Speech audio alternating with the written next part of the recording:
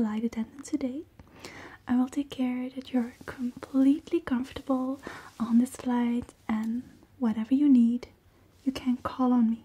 So I'll be at your disposal. How are you doing? Yeah, it's gonna be quite a long flight. So I'm going to be presenting you first with the menu options for later on, so you can choose what you want to eat. I'm also gonna be serving you your first drink, because you need to drink, and it's important, especially in an airplane. It's like people get dehydrated way more easily, so it's important to keep drinking enough. And we have some delicious things on board. And after that, I'm going to give you some information about things that you might find enjoyable to do or interesting to do in Tokyo while you're there. Okay, so let me first get the menu. I'm going to present you some of the foods we have today on the menu. You can make your decision. Yeah, it's healthy, it's delicious, and for airline food, it's some of the best. Yeah, I know, it can vary a lot from airline to airline. You can find the scores online. Often people go score airlines on the food, and ours is one of the highest scores. Okay, so what we have is it's sort of a toast, but it's not dry like in some airlines. It's delicious toast with glowing strawberry mango guacamole.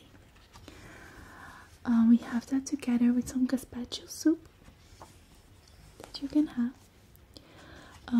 Let me see what is on the menu also today. We have the Tokyo noodle bowl with Thai peanut and orange maple miso.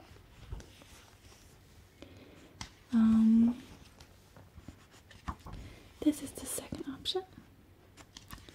So we have, let me see, we have lentil walnut loaf. It doesn't sound too appealing to you. Actually, it's pretty good. Yeah, it sounds maybe a bit too healthy.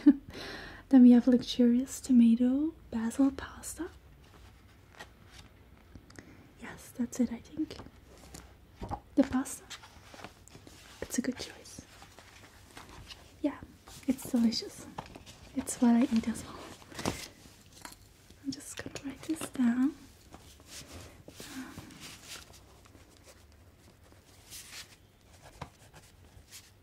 Tomato, basil, pasta.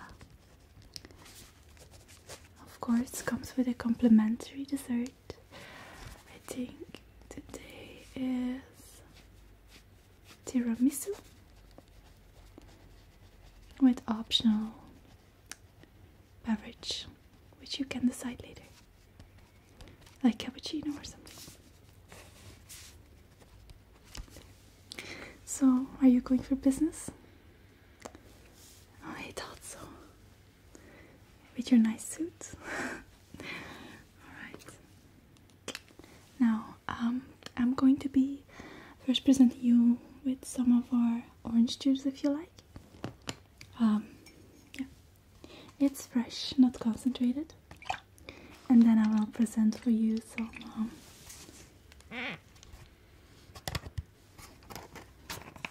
of the other beverages. Got me pouring this.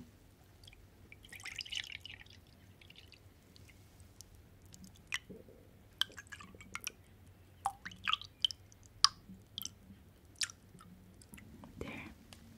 That's enough. I'll put this right here.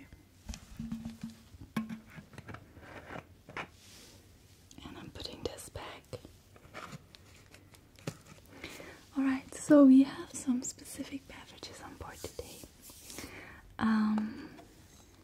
The first thing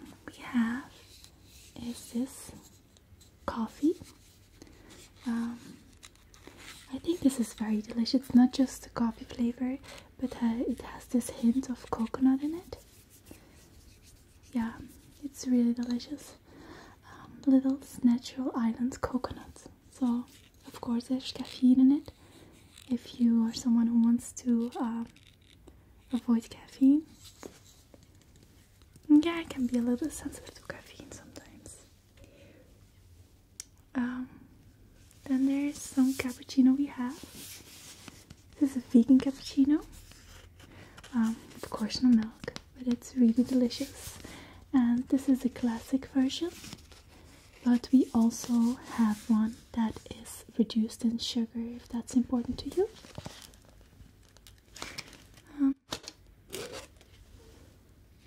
Delicious smell. See? It smells really, really good. We also have some regular organic coffee. Peter Larson coffee. This one is caffeine free, so it's decaf. We have a selection of teas. Depending if you're a tea lover or not. We have Numi organic tea. This is tea with turmeric or curcuma. Let me see what else is in there. Licorice, rose petal, ginger, all produced organically. We have some spearmint tea, caffeine free, herbal tea, which is always caffeine free, usually it is. Aromatic and sweetly minty, spearmint is widely used as a refreshing beverage. I can recommend this one, it's really delicious. Then we have another delicious herbal tea, licorice and mint. If you're a licorice fan, I know in Denmark there's licorice in everything. So yeah. No, I'm not that much of a fan. Then there's something that I personally really love, and that is red raspberry leaf tea. So this one contains raspberry leaves, hibiscus, apple pomace, blackberry leaves, raspberry flavoring, tetric acid, rose hips, and raspberries.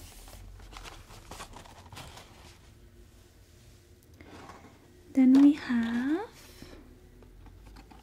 Camelot, which is Camilla tea, which is one of the simpler teas, but one of my favorites actually.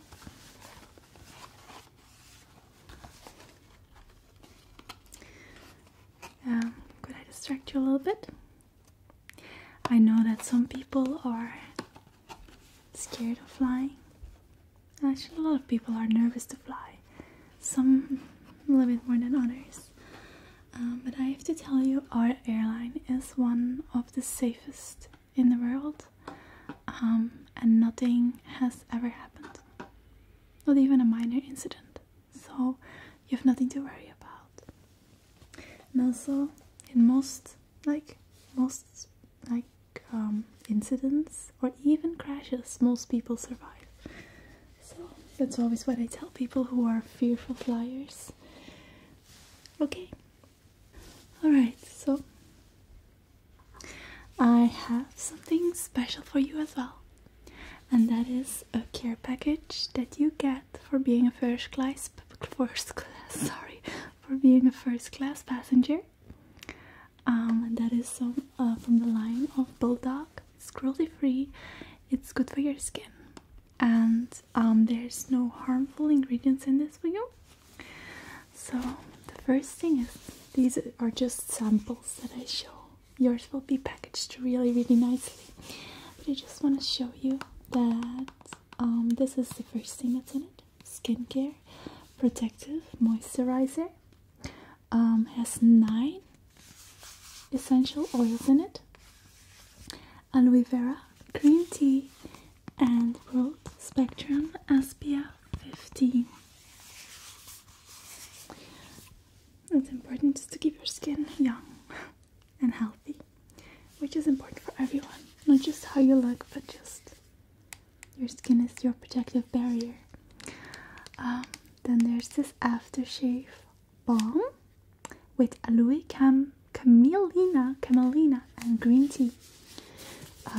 Just gonna have you smell this. See? Yeah, this smells really good. I love it. Then there's the next, the sensitive face wash. Doesn't dry out the skin. It's very lathering. It kind of starts foaming when you use it, and really cleanses the skin very well without drying it out. Then there's our last one that's in it, is this anti-aging moisturizer. So 5 essential oils, millet seed and oat apple tannins to help deliver visible, smoother and more nourished skin in 4 weeks. So that's for you. I don't know if you're interested in maybe some fragrances. I'm just going to let you smell 3 of our delicious fragrances that we have here on board, because you have the option to choose one if you desire so. The first one is this one, 1 million it's called. I will just have you, like, the way it opens is you pull it like that. Smell it. See if you like it. That's the first one. Then we have the second one. Hibernas. Just gonna spray it. I used to have a little thing here. Wish I could spray it on. Just gonna take a little paper, then I can spray it on there. There. You can smell it. Don't just want to spray it all around. This is a sweeter smell, if that's what you like. Then for the next one, Armani Code.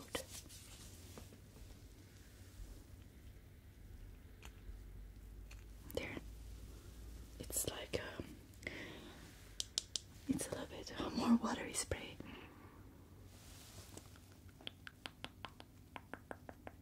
Yeah, I prefer the 1 million, I think. Yeah, it's a good choice. Alright, so there's a while ahead. Tokyo's pretty far, but are you staying long enough to do maybe some sightseeing or something else, like to spend some time in Tokyo, visit some places? A short while, but still enough time. Okay, so let me just see. I've done some research beforehand for findings that you might find interesting. So we have, if you like tours and sightseeing, maybe. So there's the Tokyo 1-day tour. It's 1 day, it's 8.5 hours. So what you visit is the Meiji Shrine, the Asakusa Temple, and many other gardens and temples. So it's a 1-day tour, they call it. It visits Tokyo's the best gardens, the nicest temples, even also shopping areas, and a Tokyo Bay cruise. So then, yeah, that's all over the course of 8.5 hours. So you're visiting the temple, Meiji Temple, which is the city's most famous Shinto site, before visiting the Imperial Palace and Tokyo's oldest Buddhist site, Asakusa Cannon Temple. And you'll also get to do some shopping in Tokyo's Nakami's and Ginza districts before enjoying a 50-minute cruise on Tokyo Bay. This Tokyo excursion also includes a guide, coach transport, pickup from your selected hotel, entrance fees, and lunch. Yeah, seems interesting. Then there's a Tokyo Highlights afternoon tour and Sumida River cruise. So a lot of these things are either with a bike, on foot, and then you have often a finishing cruise. This is only 3.5 hours if you prefer for a shorter one. So this is perfect if you have actually short on time, like you, if you might want to relax most of the other time. If you are in conferences, it can be really like draining on your energy.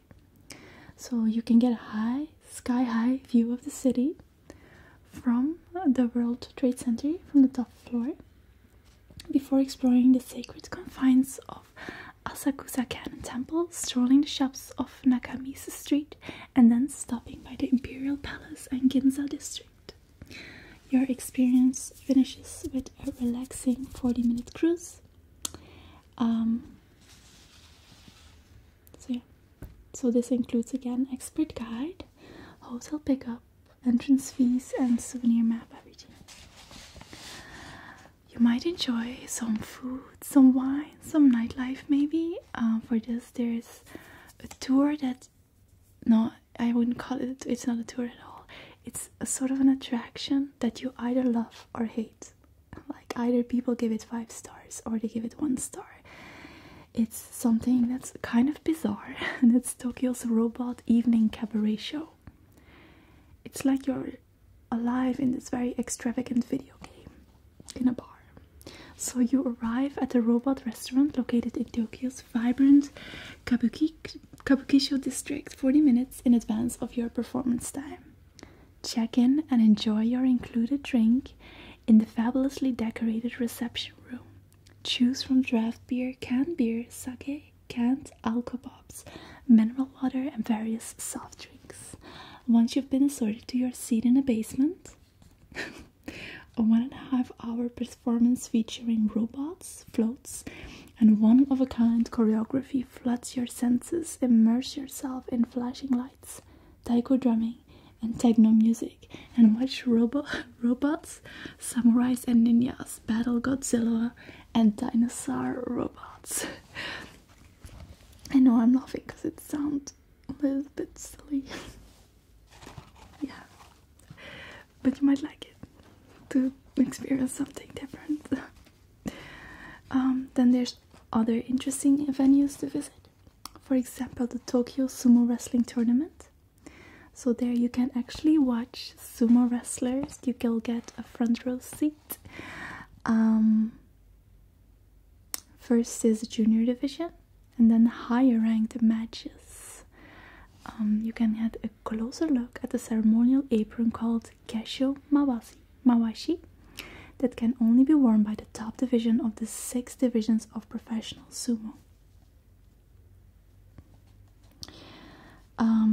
So after the tournament, if you selected the dinner option, head to a restaurant nearby and enjoy Shanko hot pot or sukiyaki dinner. So this is a typical hot stew. There's also vegan options.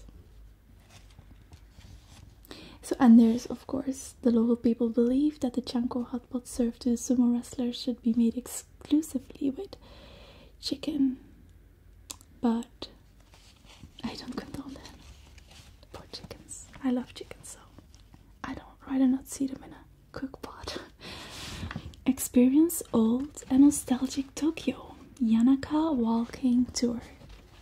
If you feel like stretching your legs after a busy day of sitting in rooms, in meeting rooms for example, so discover the historical side of Tokyo's Edo period during a walking tour in Yanaka. wander the charming streets of this well-preserved historic district. Escape the skyscrapers for a taste of daily life in historic Japan. Visit ancient temples, springtime displays of cherry blossoms, and the local rayon. That's a cemetery. Learn about Japan's Edo era spanning the 16th through 19th century. Great way to take a mini retreat during a visit to Tokyo. This is the one I personally would recommend because it's a little bit of everything. It's more laid back, and here's lots of things to see. Very historic things as well, which I think would be very interesting. So these are some things. I will give you a brochure later because there's some other things you can just browse through for yourself. I will give you the full drink map because we have also a variety of alcoholic beverages, wines, liquors, cocktails, which you can choose from. And if there's anything you need, I am here for your disposal.